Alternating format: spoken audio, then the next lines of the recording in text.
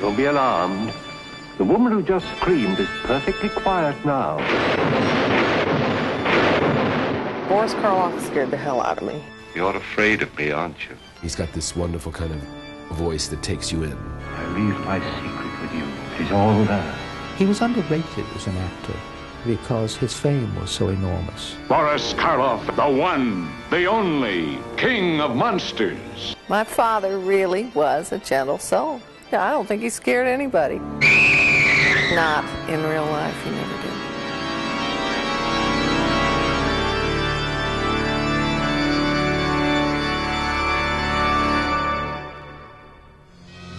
For most of the 20th century, the name of Boris Karloff was synonymous with terror. But the actor most famous for playing the Frankenstein monster was in fact a well-educated Englishman. He was born William Henry Pratt in Camberwell, South London, on November the 23rd, 1887. Billy was the youngest of 9 children, born to Eliza Pratt and her husband John, a member of the diplomatic service. Most of his family were all very, very high in the British government. They were all government servants. And his father had been working as some member of the government in India, which one assumes is where he met his mother. He was very, very dark, and his family was East Indian on his mother's side. And he always had this very heavy color. And in a British school, you know, with his coloring, friends used to say, you know, you must spend an awful lot of time in the sun, and how do you get that tan? And Boris always said, well, plenty of gin and a tight collar, and that's the way I got it. When John Pratt abandoned his family to live in France, 5-year-old Billy was left in the care of his mother and older siblings. But Eliza's death just 2 years later dealt the young boy an emotional blow from which he never recovered. I don't think he had a warm, cuddly childhood or family life. I think that his older brothers would come home and would knock him about a bit and go off again. And I don't think he had fond memories, and he never talked about it. After playing the Demon King in a parish production of Cinderella, 9-year-old Billy became fascinated by the theatre. But it was Gerald de Moy's flamboyant interpretation of Captain Hook in a London stage production of Peter Pan some years later that really got the young boy hooked on acting. All he wanted to do was to become an actor, and he did whatever it took to pursue that lifelong dream.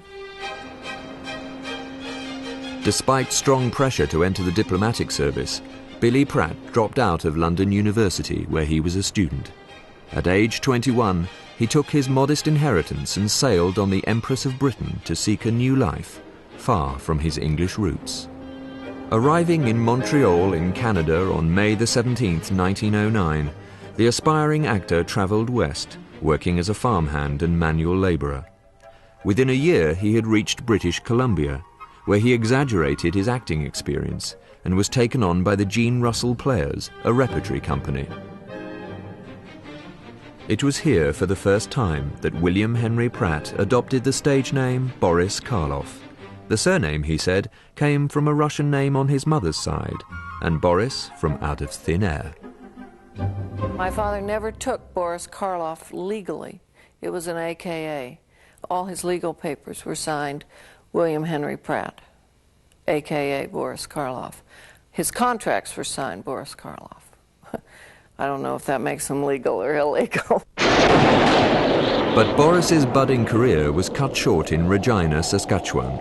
In the summer of 1912, a huge tornado destroyed the town, killing 41 people and leaving the company's theatre and its scenery in ruins. Karloff returned to menial jobs until another repertory company, the Harry St. Clair Players, hired him for 3 seasons. It's during this period that Boris is thought to have married a Canadian actress called Olive de Wilton, but no record of this survives. After moving to the United States in 1913, he left the St. Clair Players, and following a theatrical stint in Chicago, he settled in Los Angeles, home of the rapidly expanding movie industry.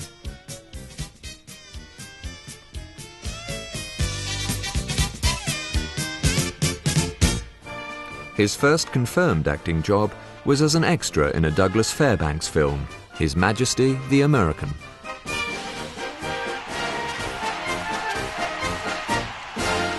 More screen work followed, including a role as a Huron Indian in Last of the Mohicans. But life wasn't easy for a Hollywood actor, even one as versatile as Boris Karloff. He was absolutely poverty-stricken and hungry most of the time, but he had, as what he always referred to as the fire in his belly for the craft. He just had it.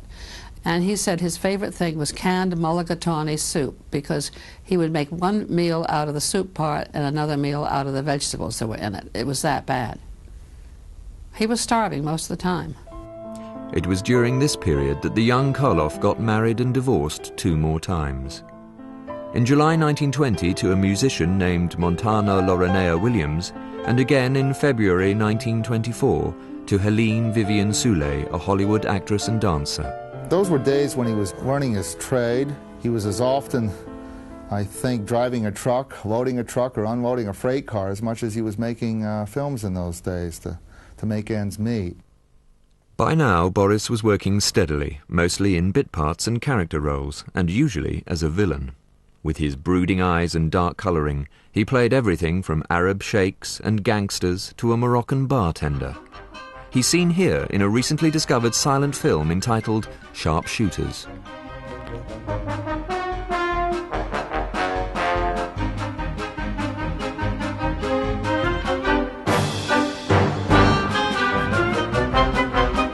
He could be very villainous. He could be debonair. He could be handsome. He could be ugly.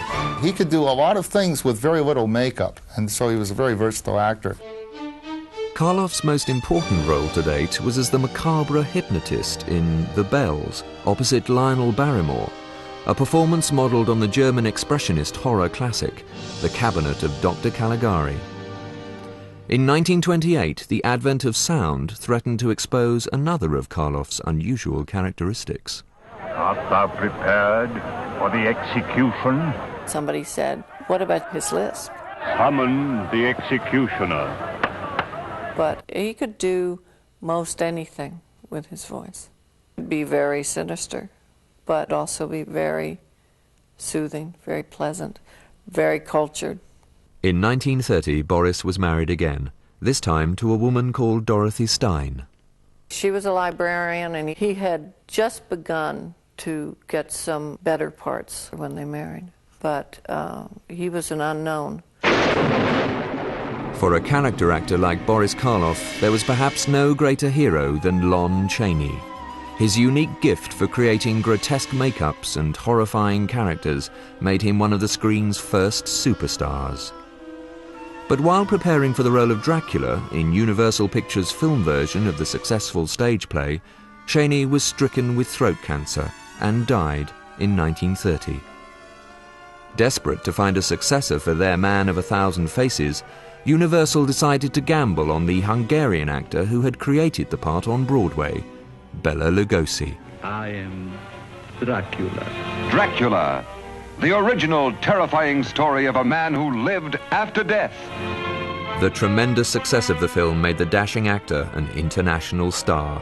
Now billed as the new Lon Chaney, Lugosi was to star in a film adaptation of another Gothic masterpiece, Frankenstein. He thought that a script which had virtually no dialogue at all was not something he wanted to do. And he also realized that the makeup was so heavy that his abilities as an actor wouldn't be used the way that he thought they should, and he turned down the role. With Lugosi out of the running, the task of casting the monster was given to a new director, the brilliant and eccentric James Whale. In his search for an actor who could convincingly play the part of a creature stitched together from the bodies of dead convicts, Whale spotted the 43-year-old actor who was getting noticed in Howard Hawks' prison drama, The Criminal Code. Howard Hawks picked Karloff to play the same part he'd done on the stage. He was so impressed with him. And the character of Galloway, you can see the Frankenstein monster for the first time. During a chance meeting with Boris at Universal Studios, Whale is rumoured to have said, "Your face, Mr. Karloff, has interesting possibilities." Karloff accepted the role of the monster in Frankenstein. Little did the 43-year-old actor realise the impact the film would have on his life and on the audience. When Frankenstein was first released, it was as gigantic an onslaught as like E.T. Nothing had ever been seen like it. Throw the switches. The scene in which the monster is brought to life remains one of the most unforgettable moments in movie history. When we first see this scarred hand and Colin Clive saying, it's moving. It's moving. It's alive. Oh, it's alive. It's alive. It's alive. It's alive. Well, I thought it was just the greatest picturization of fantasy and horror that I had ever seen. Karloff brought a real pathos to it. There's the sequence which unfortunately was excised from the film for many, many years, where the monster's down by the lake with the little girl. See how mine floats? She shows him a little game that she can take a daisy and throw it in the lake and it floats, and he likes that. But eventually they run out of daisies and he's, more, this is fun. And so you sort of see a gleam in his eye. Well, wait a minute, daisies float. I guess little girls float. No, you're hurting me! No! Boris Karloff himself had kind of a negative reaction to that scene. He felt that it made him appear rather monstrous, but I don't see any evil intent at all. He doesn't do it out of malice, evil, anything of that nature, just out of naivete. I became aware of the humanity of somebody who was deformed or a creature. And I think probably that was the most moving thing about Frankenstein. Although he gave a brilliant performance as the monster, Karloff also benefited from amazing character makeup, designed by the legendary makeup artist Jack Pierce. Jack Pierce certainly conceived it, but Karloff added to it. He added the eyelids that gave the creature a more dead look. He took out a part of his teeth to give it an indenture into his cheek, giving an added dimension to that facial look of the monster. Multiple layers of cheesecloth, putty, and toxic industrial chemicals were used to create the monster's distinctive look. It was a painstaking process that took over 4 hours and had to be recreated every day. Boris would have to start the makeup at 4 in the morning, and Boris never had any breakfast except something horrible to me, which was orange juice with 2 raw eggs thrown into it. And the combination of a Karloff makeup and raw eggs and orange juice was not attractive. The price Karloff paid to bring his character to life was heavy. Having to work wearing a padded costume and boots, which together weighed 95 pounds, proved to be seriously detrimental to his chronic back condition, which soon resulted in a stay in hospital for spinal treatment. Although represented in Frankenstein's opening titles by an ambiguous question mark, Boris Karloff had become a superstar. The character actor who had spent a quarter of a century in obscurity was now so famous that within a year he would be billed using his last name alone, an honour previously reserved for screen immortals like Valentino.